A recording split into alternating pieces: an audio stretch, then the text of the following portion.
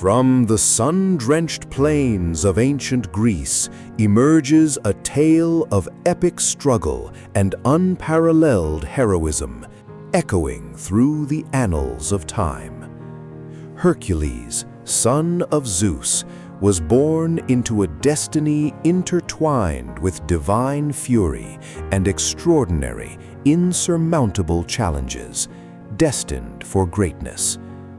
Driven to madness by Hera's vengeful wrath, Hercules committed an unforgivable act, claiming his own family's innocent lives. Overwhelmed by remorse, he sought redemption, consulting the revered Oracle of Delphi for guidance on his troubled soul. The oracle commanded him to serve King Eurystheus of Tiryns for 12 years, undertaking impossible tasks to purify himself. Thus began the legendary 12 Labors, a monumental test designed by the gods to break the mightiest hero, a path to immortality. The first daunting task presented Hercules with a formidable foe, the monstrous Nemean lion, a beast of immense power and dread. Its golden fur proved utterly invulnerable to mortal weapons, rendering spears and arrows useless against its formidable hide. Hercules tracked the terrifying creature to its lair, a cavern with 2 openings, planning a cunning, strategic ambush. He sealed one entrance, then bravely confronted the roaring lion within, engaging in a brutal, desperate hand-to-hand combat. With his incredible strength, Hercules grappled the beast, eventually suffocating the Nemean lion in a mighty final chokehold. He flayed the immense carcass using the lion's own claw, thereafter wearing its impenetrable skin as his personal, iconic armor. Next, Hercules faced the Lernaean Hydra, a monstrous serpent with many heads, whose breath was deadly poison. For every head he severed, 2 new ones instantly sprouted in its place, making the creature seemingly invincible and terrifying. Hercules enlisted his nephew Aeolus, who devised a clever strategy to cauterize each neck stump with fire immediately. As Hercules chopped, Aeolus applied burning brands, preventing regeneration and slowly weakening the venomous beast. Finally, Hercules severed the immortal central head, burying it deep beneath a massive rock, ending the creature's reign. He dipped his arrows in the Hydra's toxic blood, creating weapons of unparalleled lethality, forever tainted with venom. The third labor required capturing the Ceryneian hind, a magnificent golden-horned deer sacred to the goddess Artemis. This elusive creature possessed bronze hooves and a shimmering coat, making it nearly impossible to apprehend or harm. Hercules pursued the agile hind for an entire year across mountains and plains, demonstrating immense patience and perseverance. He eventually cornered the hind, striking its leg with an arrow, carefully avoiding serious harm to the sacred animal. He then swiftly carried the creature back to Mycenae, securing divine permission from Artemis herself to complete this unique task. Eurystheus then demanded the capture of the formidable Erymanthian boar, a gigantic and ferocious creature terrorizing Arcadia. This monstrous animal ravaged the countryside, causing widespread destruction and fear among the local populace with its might. Hercules wisely planned to exhaust the massive boar, tirelessly pursuing it through deep snows on Mount Erymanthos's peaks. The creature, weary from the chase, eventually became trapped in a snowdrift, its strength finally beginning to wane significantly. Seizing the opportune moment, Hercules bound the struggling beast, triumphantly carrying it back to a terrified Eurystheus. The fifth labor presented a task of unprecedented filth, cleaning the Augean stables, home to thousands of cattle. King Augeas's stables had remained uncleaned for 30 years, accumulating an unimaginable amount of animal waste. Hercules was given just 1 day to complete this seemingly impossible odious task, a monumental test of ingenuity. He cleverly diverted the courses of two mighty rivers, the Alpheus and Peneus, channeling them through the massive stables. The powerful currents of the rivers swiftly washed away decades of accumulated muck and refuse, purifying the land.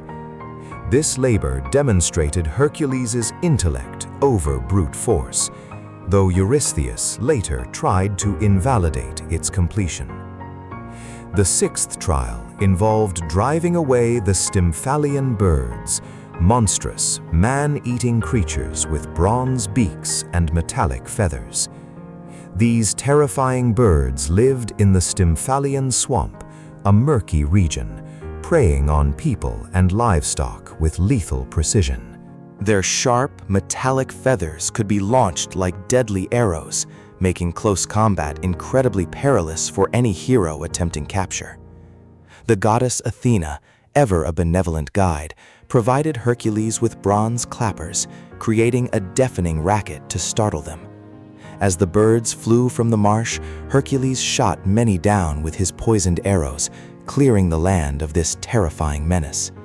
Eurystheus then commanded Hercules to capture the magnificent Cretan bull, a creature of breathtaking beauty and immense power. This bull, once a gift from Poseidon to King Minos, had gone wild, ravaging the fields of Crete with destructive fury. Hercules expertly wrestled the powerful beast into submission, using his extraordinary strength to control its overwhelming movements. He then rode the subdued bull across the Aegean Sea, bringing it triumphantly back to the horrified King Eurystheus. The king, terrified of the creature's immense power, released it, eventually becoming the legendary Marathonian bull of fame. The eighth labor required stealing the mares of Diomedes, 4 fierce, man-eating horses belonging to the Thracian king. These savage mares were famously fed on the flesh of unfortunate strangers, a gruesome fate for anyone caught trespassing.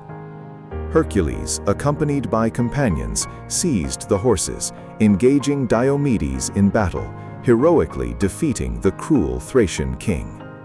He famously fed Diomedes to his own carnivorous mares, which tamed them, sating their macabre, bloodthirsty appetites forever. Hercules then brought the now docile mares back to Eurystheus, who released them to wander freely on the sacred Mount Olympus. For his ninth task, Hercules had to obtain the girdle of Hippolyta, queen of the Amazons, a formidable warrior tribe.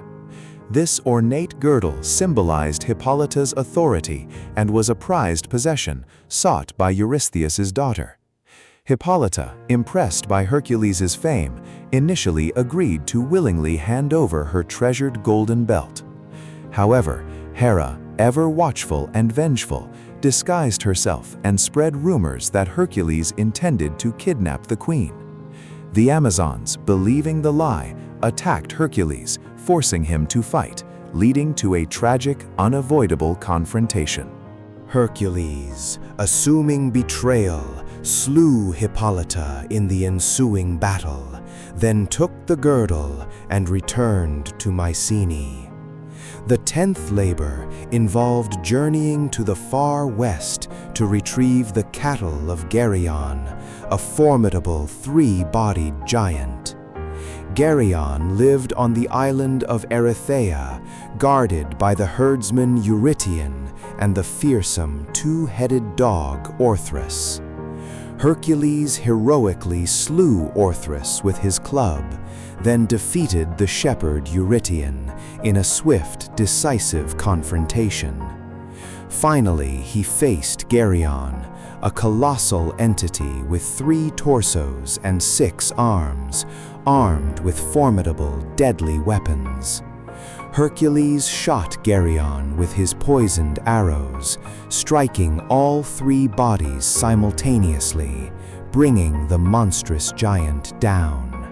The 11th labor demanded the golden apples from the garden of the Hesperides, sacred to Hera and guarded by Ladon. These precious apples bestowed immortality, carefully protected by the nymphs and a fearsome 100-headed dragon. Hercules journeyed far, seeking advice from the sea god Nereus, and later encountered the Titan Atlas, bearing the sky. Atlas agreed to retrieve the apples if Hercules would temporarily hold the immense weight of the heavens in his place. Hercules bore the crushing burden, and Atlas returned with the golden fruit, then tried to trick the hero into remaining. With cleverness, Hercules tricked Atlas into taking back the sky, then claimed the apples, completing this cosmic task. The ultimate labor required Hercules to descend into Hades and bring forth Cerberus, the three-headed hound of the underworld. This terrifying guardian prevented the dead from escaping and the living from entering without permission, a fearsome watchman. With divine guidance, Hercules found his way to the infernal realm, confronting Hades, Lord of the Dead himself. Hades permitted Hercules to take Cerberus, but only if he could subdue the monstrous dog without using any weapons. Hercules, clad in his Nemean lion skin, wrestled the snarling Cerberus into submission with his bare, mighty hands. He brought the monstrous beast to a petrified Eurystheus, finally completing his 12 arduous labors and earning his immortality.